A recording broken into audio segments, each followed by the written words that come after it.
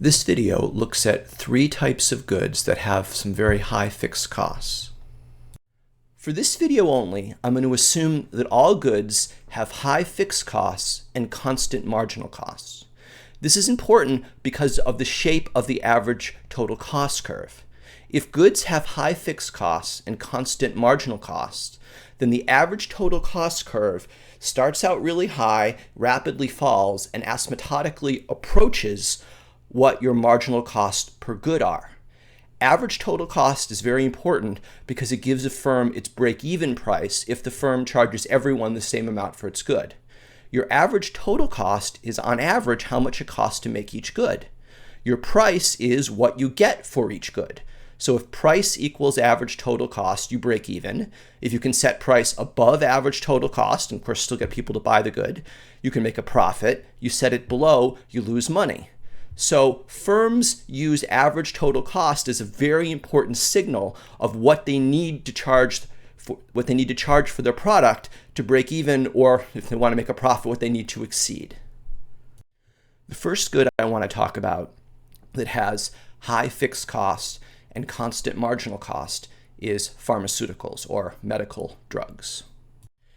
It can cost a huge amount of money to research, develop, and then test a new drug. But once you've actually made the drug and tested it, it can be very cheap to make copies of the drug. For the purposes of this video, let's assume that there's some new drug and it costs $5 billion to research, develop, and test. But the treatment for this drug only costs $1. So the drug only exists because some companies spent $5 billion in fixed costs to develop it. But given that it exists, giving the treatment to one more person only costs an extra $1. So what are the implications of this? Well, one big implication is that someone's going to have to pay a lot more than $1 per treatment if the pharmaceutical company is going to just break even, let alone make a profit.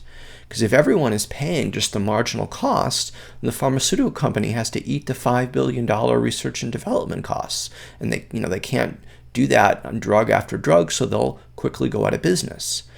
So, it'll depend on the number of customers involved, but it could easily be that the break-even price for the pharmaceutical company is $1,000 a treatment. So this seems weird because it might cost $1 to make the physical product to give to one more person who needs this life-saving drug. Yet the pharmaceutical company is charging $1,000, so it would seem as if they're making this outrageous profit. But that's really not true because they might need to, it'll depend on how many customers there are, but they might need to charge $1,000 merely to break even to cover their full total costs. All right, so let's say the pharmaceutical company is selling this drug in the United States and they're charging $1,000 per treatment, and they've managed to, make a little bit of a profit.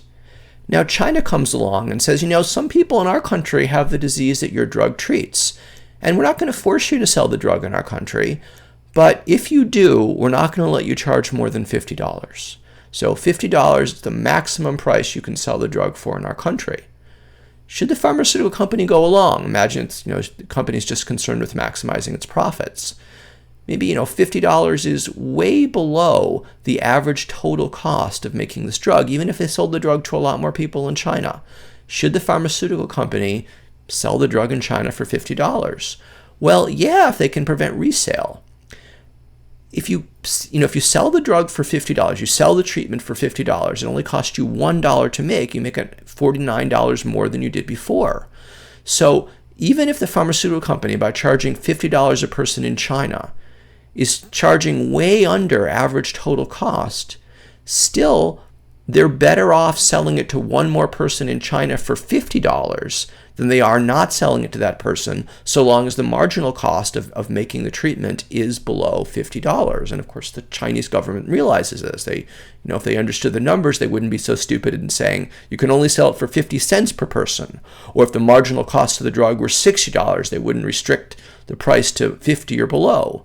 But they say, look, if your marginal cost is $1 and it costs you a huge amount of money to develop, that doesn't matter. You've already developed the drug. Given that you've already developed the drug, you're better off if you can sell the drug for above marginal cost. And this explains why a lot of countries in the world have imposed price controls on pharmaceutical products, and it makes them better off. Now, the United States, what if the United States did that? What if the United States greatly restricted the profits that pharmaceutical companies could make by restricting prices? Well, pharmaceutical companies earn a huge percent of their profits by selling drugs to Americans. So if the U.S. greatly restricted how much pharmaceutical companies could profit, pharmaceutical companies would be much less likely to develop new drugs. So in some ways, the rest of the world kind of takes advantage of American consumers. American consumers pay an enormous amount for medical drugs, and this goes a long way to covering the research costs of developing new drugs. Or put another way, when a pharmaceutical company is thinking about developing a new drug, they're going, well, gee, we can make a lot of the money back from our research and development. We can recover a lot of our fixed costs by selling it to Americans, and then we can sell it to people in other countries for a lot lower price, but as long as we're selling it for above our marginal costs, we're better off. So in some ways, the consumers throughout the world take advantage of Americans paying a high price for drugs. Or to put a nice spin on it, you could say one of the nicest things the United States does for the rest of the world is that we spend so much money on pharmaceuticals that we make it easier for people in other countries to get drugs that wouldn't have existed if pharmaceutical companies didn't know they could recover their research and development costs by selling the drugs to rich Americans. Now, finally, let's imagine that there's people in Africa who at most could pay $2 for this treatment. Should the pharmaceutical company sell it to the Africans, putting morality aside? Well, yeah, they should, as long as they can charge more than the marginal cost. And this often happens where a drug that, richer people will pay enormous amounts for, then the pharmaceutical company will turn around and sell it really, really cheaply to poor Africans. In a sense, Africans who have a disease are lucky if that disease is shared by people in rich countries. So, for example, people in rich countries, suffer from AIDS, tend not to get malaria. Pharmaceutical companies are far more willing to put in the money to develop treatments for AIDS than they are for malaria. And this means if you're a poor African and you have AIDS, you can often get the drugs that were developed for rich people, because the pharmaceutical companies have already paid the fixed cost for those drugs. But you can't get the drugs for malaria that were never developed because rich people tend not to get malaria. So if you're really poor, you're better off if your medical problem is shared by people in rich countries. Now, there is one circumstance under which pharmaceutical companies would be unwilling to sell to Africans for $2, and that is if the Africans resold the drug. So you can imagine if this treatment is being sold for $1,000 in the United States and $2 in Africa, well, the Africans would say, well, if I make $200 a year, my gosh, I'd much rather sell this drug.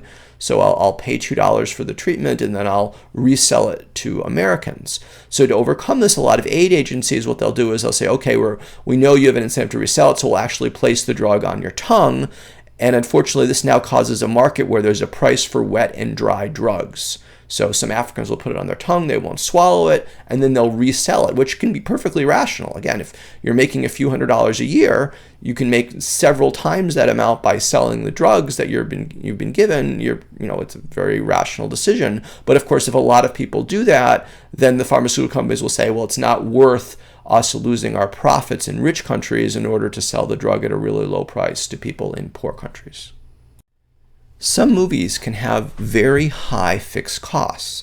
Let's consider a movie where you're going to have the best special effects and you're going to have very popular actors. So it's going to cost hundreds of millions of dollars to make this movie.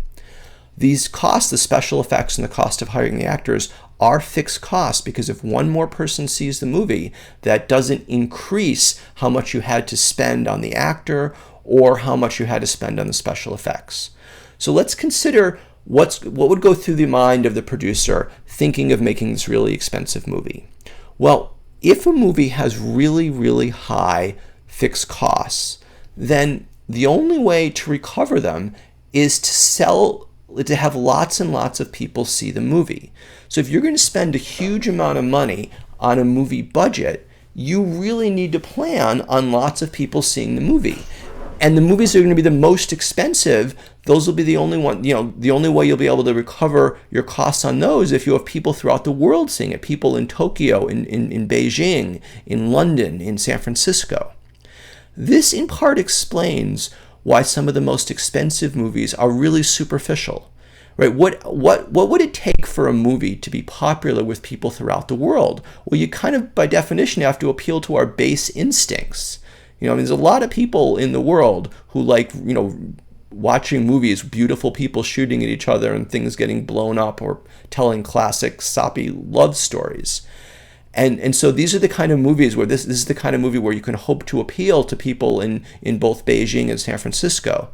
And so this is why the most expensive movies tend to be movies that appeal to our base instincts. And the sophisticated movies that, can appeal to very narrow tastes, they tend not to have high budgets because the producers of those movies knew they wouldn't be able to recover too high of fixed costs because they couldn't get a lot of people to see the movies. So if you're going to spend a huge amount of money on your fixed costs, and there's a limit to how much you can charge customers, it's like a movie where you charge $100, no one will pay.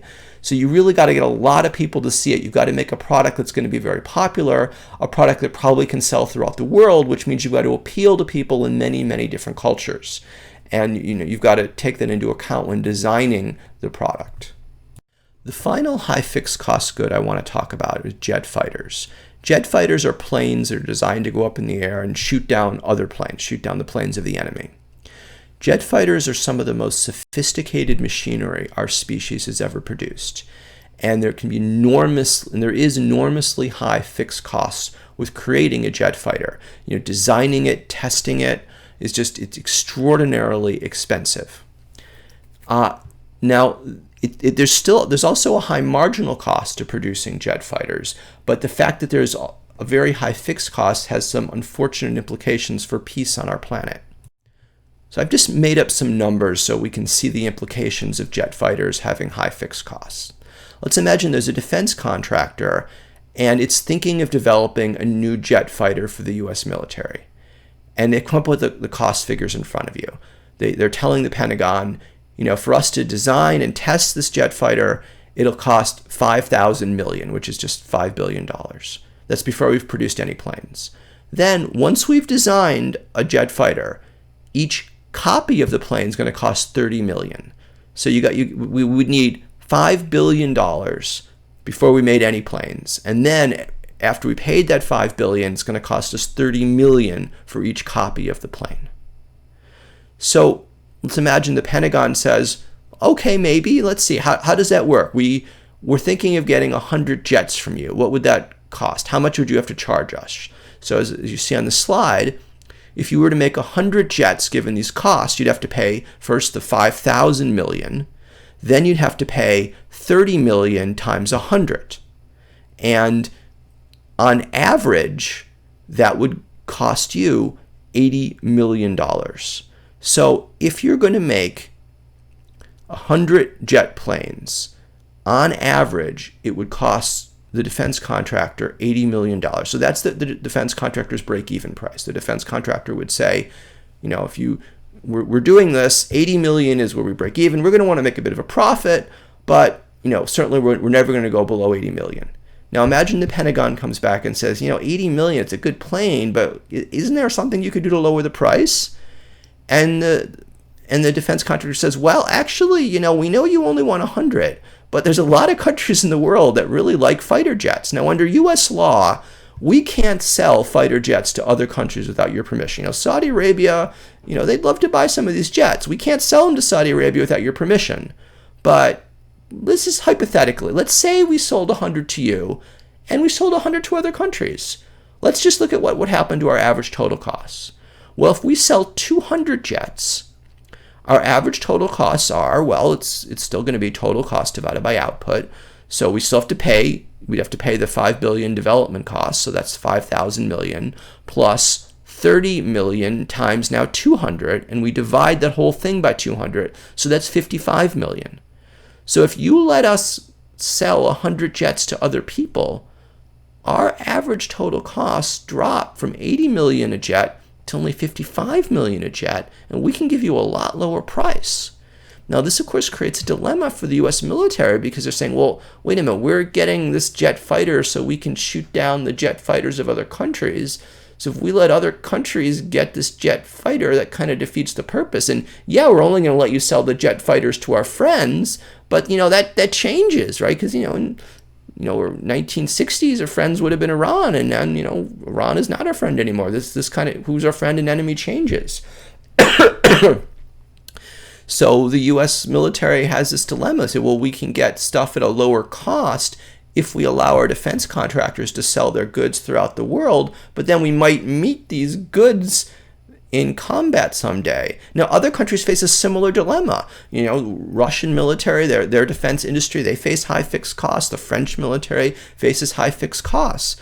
So all these countries that have a serious defense industry, they can lower their average total costs if they sell their goods throughout the world. And so they have an incentive to do that. So this is really unfortunate because countries with a defense industry have an economic incentive to sell their military goods throughout the world. And of course, when everyone is getting more military goods, well, that doesn't always end well for us. But this is sort of the cruel logic of high fixed costs for military goods, that it basically pushes proliferation on us. Well, thank you for listening to me today.